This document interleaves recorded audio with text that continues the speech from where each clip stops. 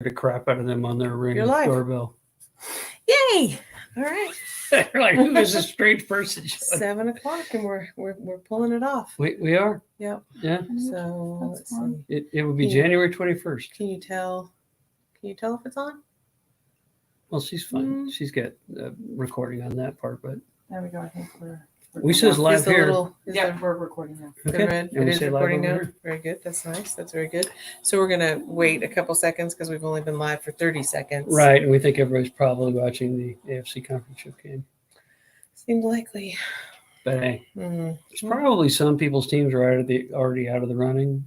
Possibly. And Joe Walker says, "And the Chiefs game?" Question mark. Yes, that's what we're talking about. You are correct. Thanks, Mama Mercy. Yeah, thanks for pointing that out. We're not talking anything about the scores right now. We are similar to the new agenda. Not live on TSL Homestead. Not live on TSL Homestead. Hold on. Maybe you are now. Because I just saw something come up. Says it's live. Says it's live. Yep, you are. It just came up. Okay.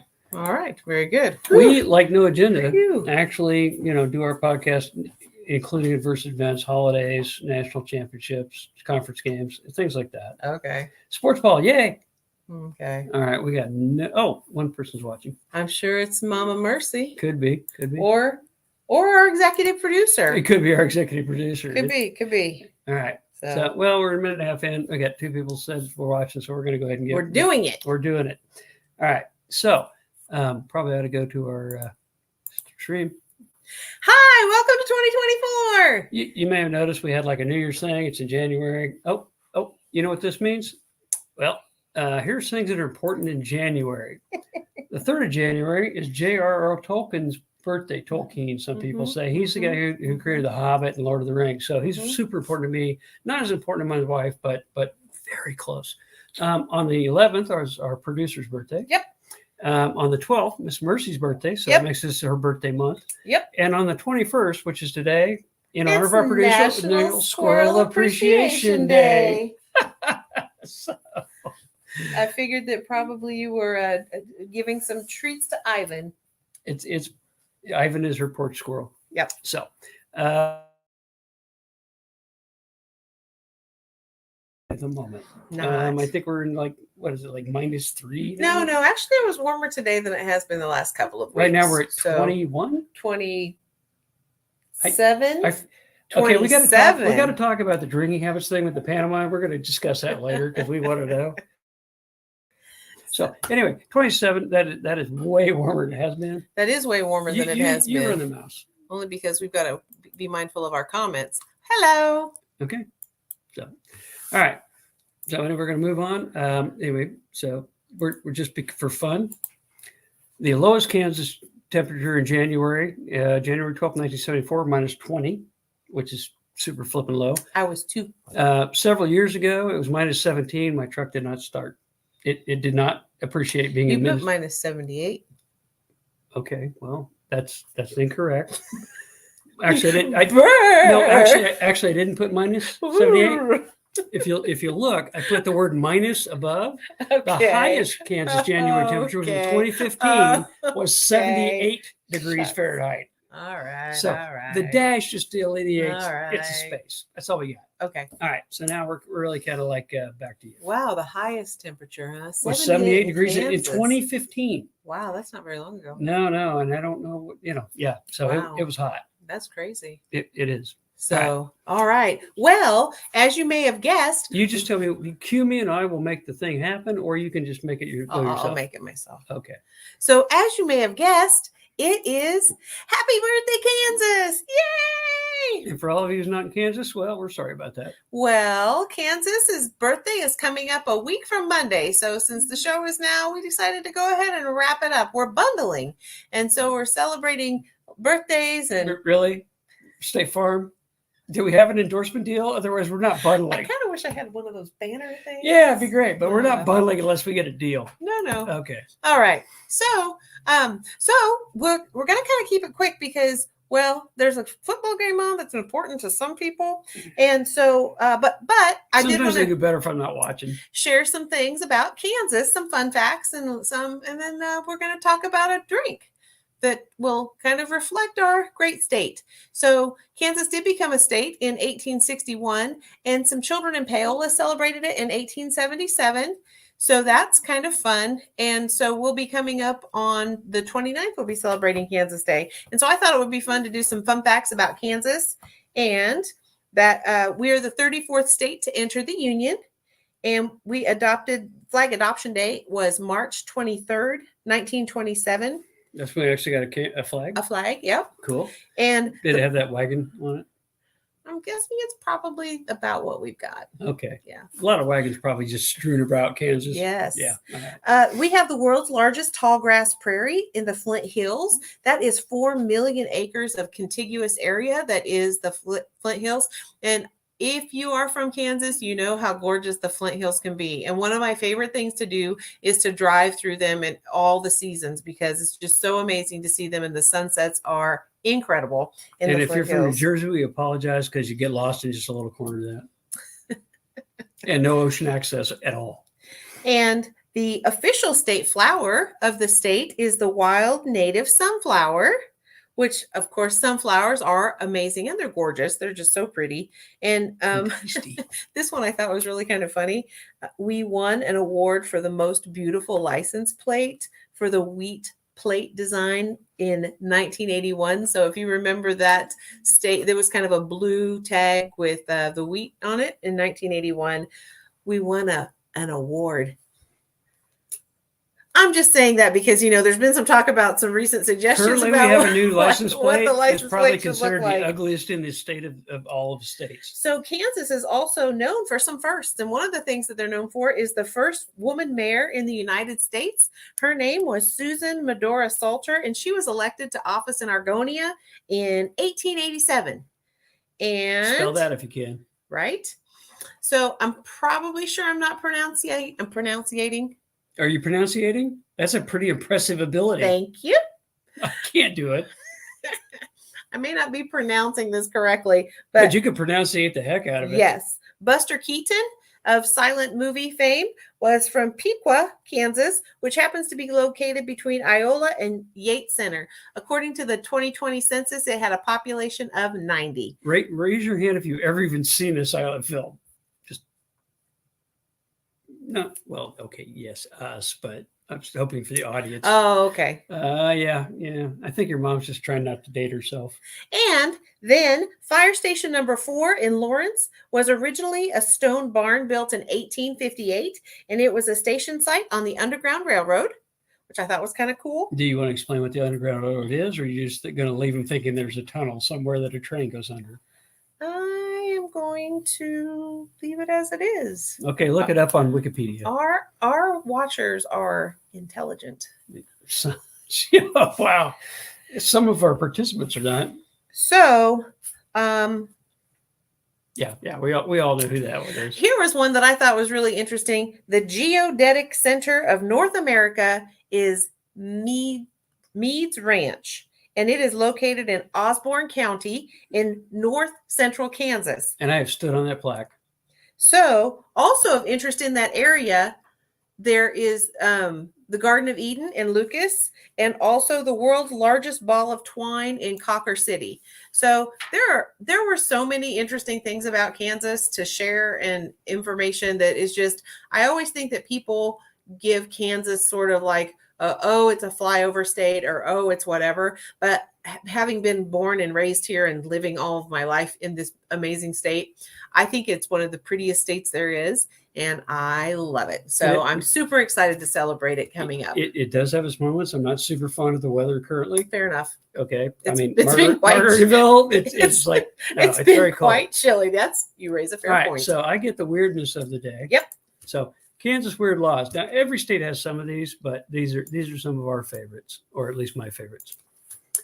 Don't shoot rabbits from motorboats, which is an odd thing. But if you're handicapped, you can get a license that allows you to hunt from a boat. Otherwise, just don't do it.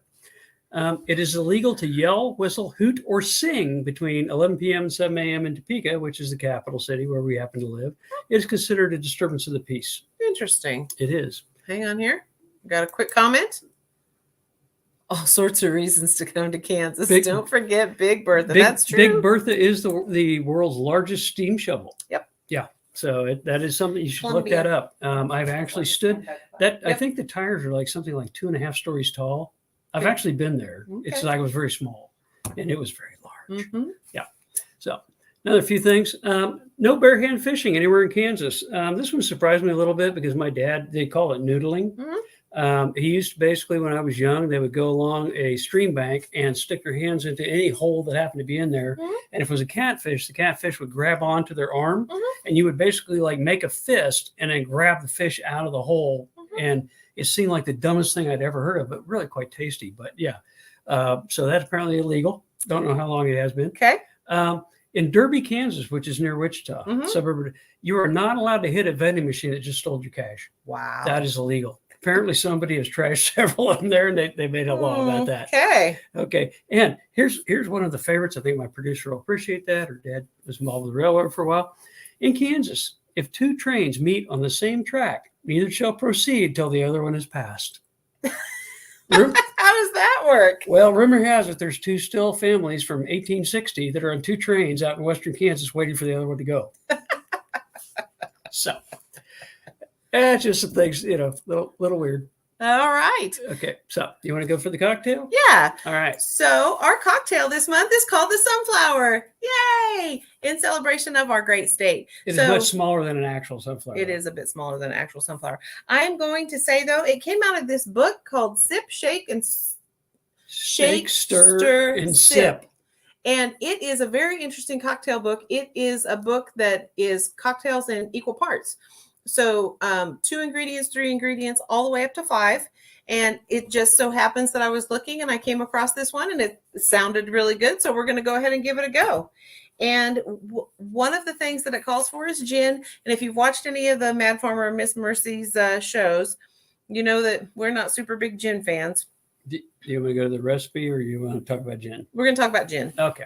So since there is a gin in it, we decided to try a little bit of a taste test because we were almost out of the Hendrix, which is what we've been using. And so what we are going to try for this cocktail, Which we have said is not terrible. Yeah. I mean, like, again, we're not huge gin people, but we may become certain drinks. and so this time we're trying Uncle Val's Restorative Gin.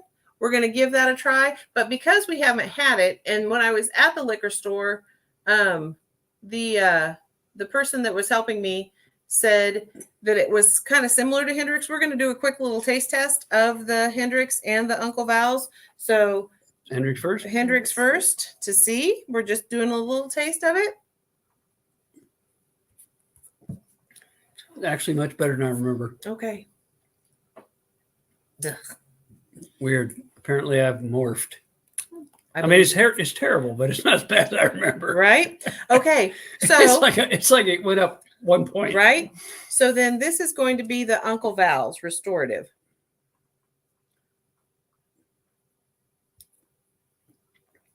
It's more flavorful. Still has a little weird kind of back end, but I like it better. but I like it a lot better. Oh, yeah. I would say this is a 5 compared to this being a 2. It's not as junipery. Right.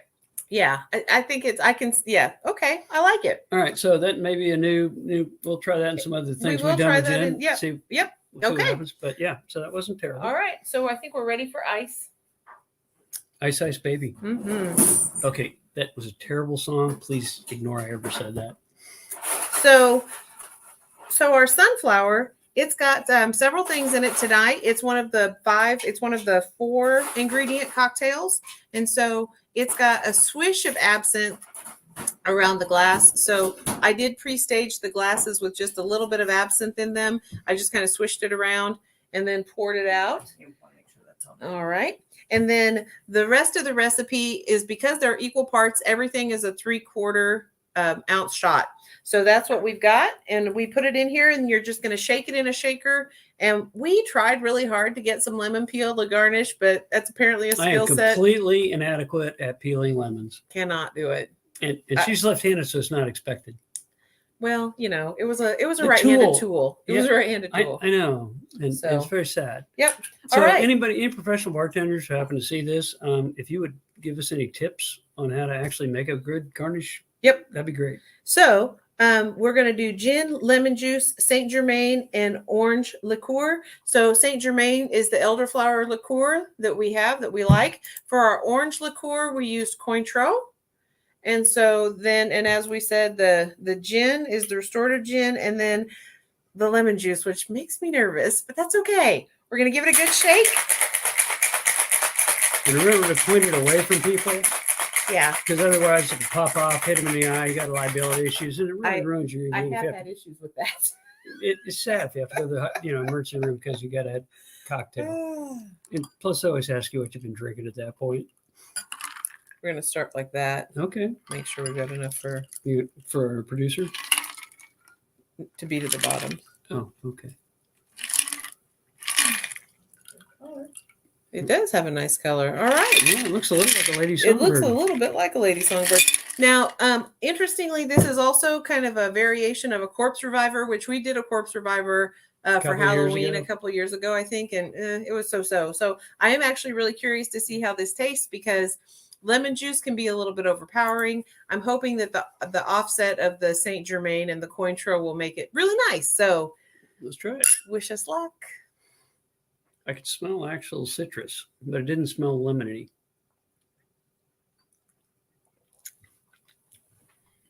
Still back off the lemon about half. It's pretty tart. Huh. It's not as tart as I thought it would Well, be. but you and I have completely different palates. I know. I'm really susceptible to the tart, but I mean it's not bad. But if I'd like to see it with about half a lemon juice, because man, that tastes like a lemonade with no actual sugar in it. You know, I actually kind of like it. I bet you do. For me, the tart is right on the edge. It's almost too much lemon, but you can really smell the orange from the Cointreau. You can. So I think that kind of helps. And then the Saint Germain is, if you've not had elderflower liqueur, it's such a lovely light flavor that I think that between it and the Cointreau, it really gives it a pleasant smell as you're inhaling it, as you drink it in. So I don't think that it's as tart. I think that kids might get arrested for selling that at a lemonade stand, though. And I would also say that the gin isn't off-putting in this drink. No, the gin. I actually don't taste the gin at all. Right. So I would like to see it with a little less lemon. For me personally, I'd like to try it maybe half, because it kind of made my balls water a little bit. I understand. But whereas before, I mean, it's not a bad flavor. It's just it's tart. not. I would say though, for some of the drinks that we've made that have lemon in them, as an equal part cocktail, this is fine. It is a little on the tart side. So I would say of the things that you might back off, you could probably back it off a little bit, but it might depend on if you're using fresh lime juice, or lemon juice, which we usually try to do, or a bottled lemon juice. That might make a difference as well.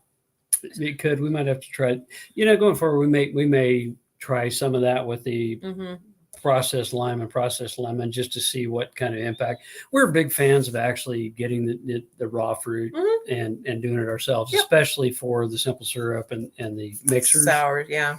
Yeah, but we'll give it a try. Yeah, I am pleasantly surprised with this one. I think if we just backed it off just a little bit on the lemon, I think I'd be fine with it. It's just a little bit much for me, but that happens all the time. Queen.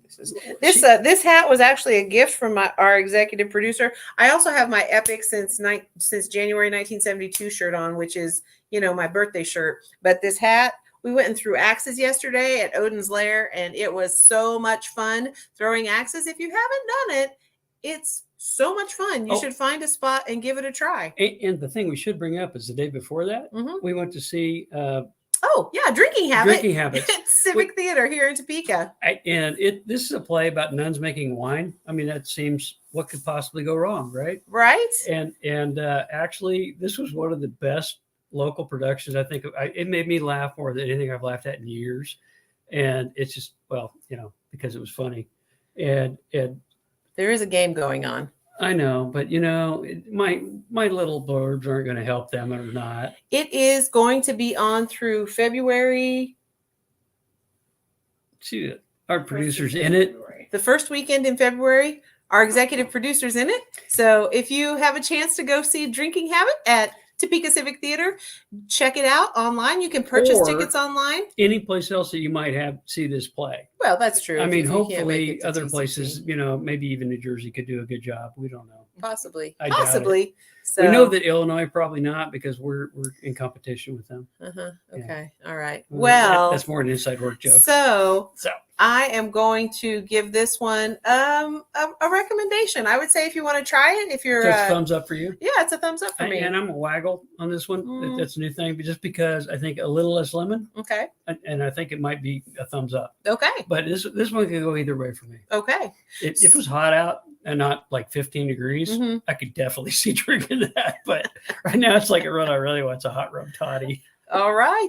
Well, with that, happy birthday, Kansas. Happy New Year. Thanks so much for joining us. We're looking forward to, well, kind of an unscripted year. We're not quite sure what we're going to do for cocktails this year. We don't really have a plan, which So feel free to write in with suggestions, Yeah, for contact sure. us.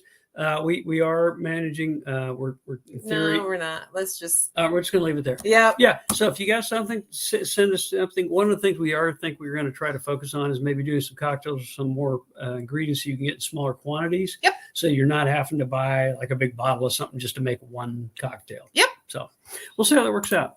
So anyway, As we always say, drink responsibly and get into the spirit of things.